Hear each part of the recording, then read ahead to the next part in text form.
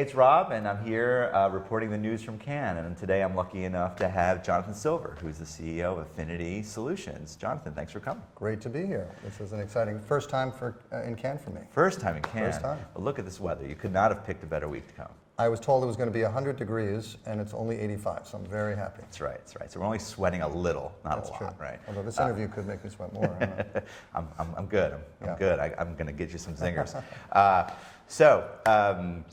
Just to kind of kick off a little bit and kind of what we're doing here. So we run an event series called the Brand Safety Summit and Brand Safety Week, and as we think about how to define what we do, we've been thinking more and more that current events and brand safety are just hand in glove. Yes. Because something happens in the moment related to the industry, it's generally something around brand safety. Do you think we're thinking about it the right way? I do, because no one wants to advertise in an environment that's not safe in whatever definition they apply. We look at it more from a data protection standpoint, so our focus is less on context where the ad goes and more about is data being used responsibly in a way that's consistent with privacy rules, not just the letter of the law, but the spirit. Got it. Okay, cool. So, you've been here a couple days. What's the most fun, interesting thing you've seen so far in your first Cannes? Well, I have to say I've never seen so many people have so much fun doing business, so this is a little unusual, but it's a great crowd. People are excited. They're excited to get out. I've had at least, 8-9 meetings with folks like Nielsen and LiveRamp and Choreograph and lots of folks, and there's just a lot of enthusiasm for what it is that we and others are bringing to the ecosystem, and we're excited to be part of it. Nice, amazing. Yeah, me too. I've had a ton of meetings, here, and just impromptu ones, right? Like you walk down the street, you bump into somebody, next thing you know, they're like, "I need to talk to you next week," and you're scheduling. So then you're late for your next meeting because you're sitting there chatting in the middle of the street. Exactly. So, but Affinity, what are you like? If you have 3 things you're trying to accomplish this week, what are they? So we have a very deep conviction because we have a ton of purchase data that we get very responsibly from running loyalty programs for 3,000 banks. So we receive every day 100 million consumers worth of data in the US and about 10 million outside the US. They're derived from loyalty programs where consumers have opted in.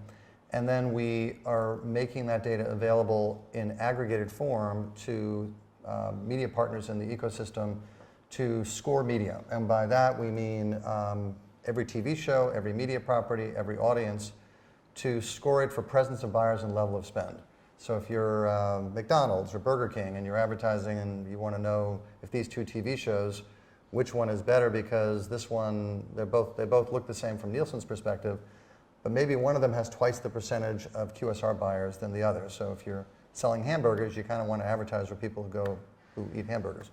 So it's that kind of understanding is infusing that data into the ecosystem, and then every dollar we generate, whether it's from media, we also do business with all the consulting firms, Deloitte, McKinsey, Bain, we take a percentage of that and give it back to the consumer.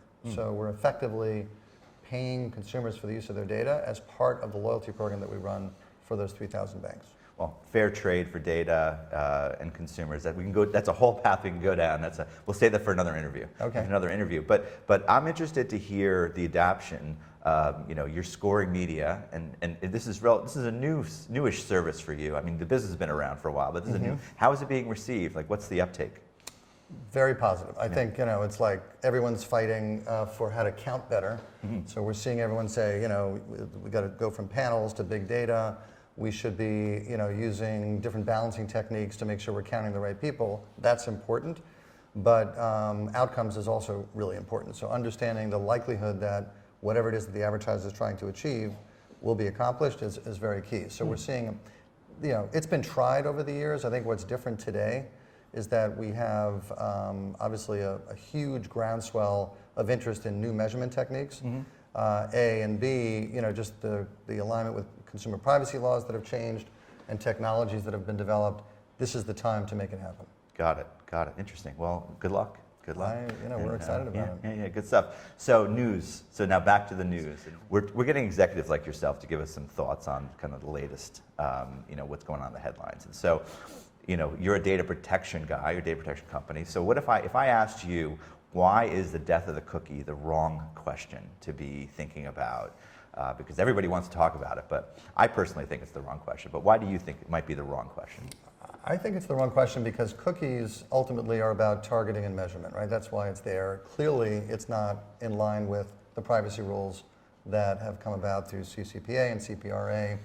We think it's the wrong question because if you're looking to optimize the delivery of advertising to the right audience, which is what targeting is, you can accomplish that without cookies. You can accomplish it, at least in our world, with optimization by bumping every combination of creative and offer and audience and publisher and network and program and day part. You can take a set of campaign IDs, match it up to a truth set like ours, and then produce a report that says this creative worked better than that one, this audience worked better than that one.